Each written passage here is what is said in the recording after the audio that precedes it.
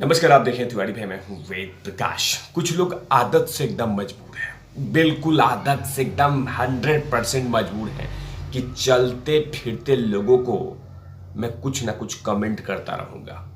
जो भी सड़क पे जाएगा, इधर से जाएगा उधर से जाएगा, उन पे कमेंट करता रहूंगा और उनसे जवाब और उनसे ताने सुनता रहूंगा। उसी में है ये मंत्री जी, नवाब मलिक जी।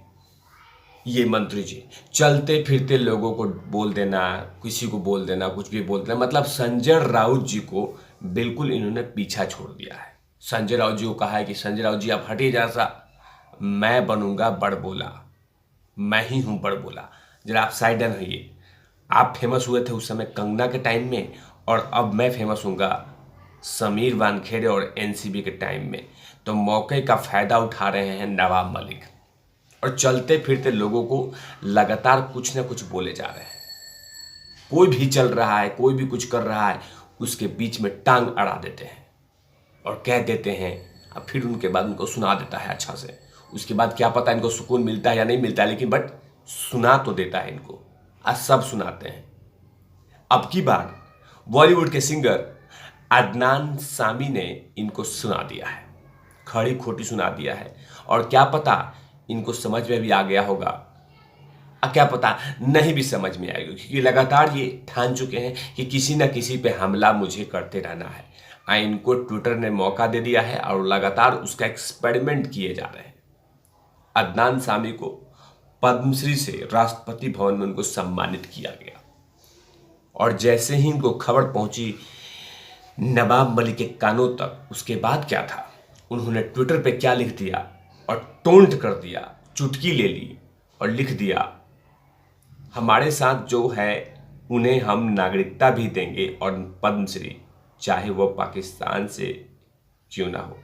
अदनान सामी को पद्मश्री पुरस्कार मिलने पर बधाई, मतलब सीधी तरह से टोन करके बधाई देने का भी तरीका होता है, लेकिन कुछ चुटकी लेके थोड़ा सा हल्का सा सुलगा के उसके बाद मजाक में बोल दिया। उसके बाद क्या था, अदनान सामी ने इनको आईना दिखा दिया, इनको सुना दिया। क्या पता ये सुनने के बाद कुछ आराम हुआ होगा, लेकिन ऐसा नहीं है।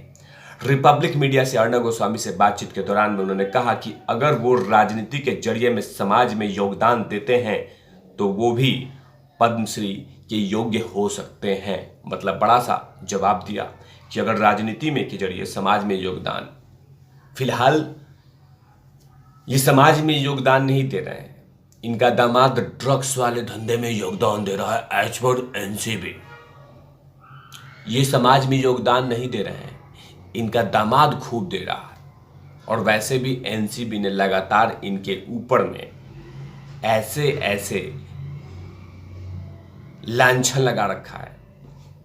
वैसे भी इनके दामाद के ऊपर में एनसीबी ने इतने नकेल कस दिया है कि इनको घुटन महसूस होने लगी है, और उसी घुटन के चक्कर में ये लगातार किसी न किसी को सुनाए जा रहे हैं, किसी न किसी को कुछ बोले जा रहे हैं। लेकिन एक बड़ी खबर आ रही है कि समीर वानखेड़े ने जो स्टार्ट किया था, अब वो दूसरी तरफ शुरू होने वाली है, और नवाब मलिक के दामाद का जो फाइल है वो दोबारा खुलने वाली है। मतलब समीर खान, जिनके घर पे छापे मारे थे, माल मटेरियल मिला था समीर वानखेड़े को, इसीलिए अब ठान लिया है कि दोबारा इनसे पूछताछ किया जाएगा और इनके दोबारा फाइलों को खोलिए।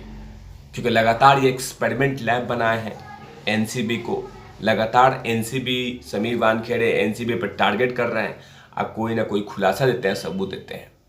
तो अब एनसीबी ने ठाना है कि क्यों नहीं इनके दामाद का फाइल खोला जाए। अब वैसे भी जिस एसआईटी संजय सिंह जो आए हैं दिल्ली से मुंबई, उनके उस 6 फाइलों में एक समीर वानखेड़े, एक फाइल समीर खान का भी है जो इनके दामाद का है, और उसको भी जांच करना है। तो संजय सिंह ने ठान लिया है कि आर्यन खान का तो जांच चल ही रहा है, उनसे भी पूछताछ चल ही रहा है, भले वो आए या नहीं आए, लेकिन थोड़ा क्यों नहीं इनके दामाद का भी फाइल खोला जाए, क्योंकि उसमें अरमान कोहली की भी फाइल है, उसमें इनके दामाद का भी फाइल है, तो अब इनके दामाद का भी फाइल खुलेगा, क्योंकि ये लगातार ये कहे जा रहे हैं कि मेरे दामाद को फंसाया जा रहा है, मेरे दामाद को फंसाया जा रहा है, वो भी समीर वानखेड़े फंसा रहा है, समीर वानखेड़े फंसा रहा है। चलिए मान लीजिए समीर वानखेड़े फंसा रहा है, लेकिन जो एसआईटी के नए आए हैं ऑफिसर, वो तो नहीं फंसाएंगे ना संजय सिंह जी।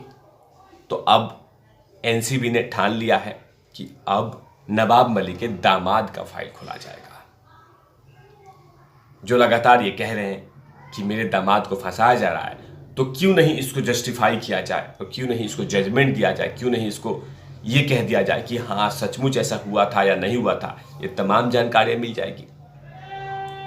लेकिन नवाब मलिक हैं कि ये तमाम चीज़ से डरने वाले नहीं हैं। वो लगातार कोई ना कोई बात ऐसे बोलेंगे जिससे किसी न किसी को सुलगाएंगे। लेकिन कहीं ना कहीं अदनान सामी को जिस तरह से पद्म भूषण मिला है वो एक बड़ी बात है। पद्मश्री जो मिला है अदनान सामी को, कहीं ना कहीं वो बड़ी बात है। अब बहुत बड़ा सम्मान होता है पद्मश्री अवार्ड, जो राष्ट्रपति के द्वारा दिया जाता है।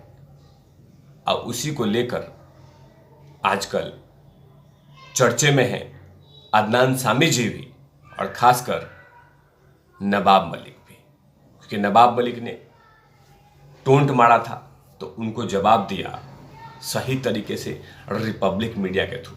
लेकिन दूसरी तरफ साथ में उन्होंने ट्विटर पे भी जवाब दिया। मैं बहुत खुश हूं, उतना ही खुश हूं जितना कोई पल में भी हो सकता है, क्योंकि यह सबसे बड़ा सम्मान है जो किसी को भी दिया जा सकता है। जिस तरह से मुझ पे बिना शर्त प्यार किया गया उसके लिए मैं भारतीयों का आभारी हूं। मैं हमेशा भारत का बना रहूंगा। मेरा देश भारत है, मेरा रिश्ता भारत से दशकों पुराना है, और मेरा जन्मदिन भी 15 अगस्त को हुआ था। ये जवाब उन्होंने सोशल मीडिया पे लिखा है और धन्यवाद किया है उन तमाम भारतीयों का, हम सभी का, कि आप लोगों ने बहुत सारा प्यार दिया, बहुत सारी सम्मान दिया, बहुत सारी इज्जत दी।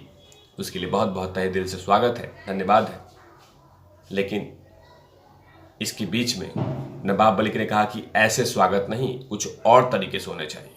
आज चुटकी ले लिया कि हम सबको पद्मश्री देते हैं, तो इनको भी ज़बरदस्त तरीके से आईने दिखा दिया और भड़ के सुना भी दिया कि आप बेहतर काम कीजिए, आपको भी अवार्ड मिलेगा।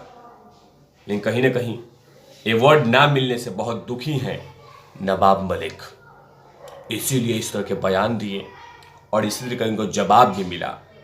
अब कहीं ना कहीं अदनान सामी ने जो जवाब दिया है, क्या पता मंत्री जी को कुछ दिल में सुकून आए।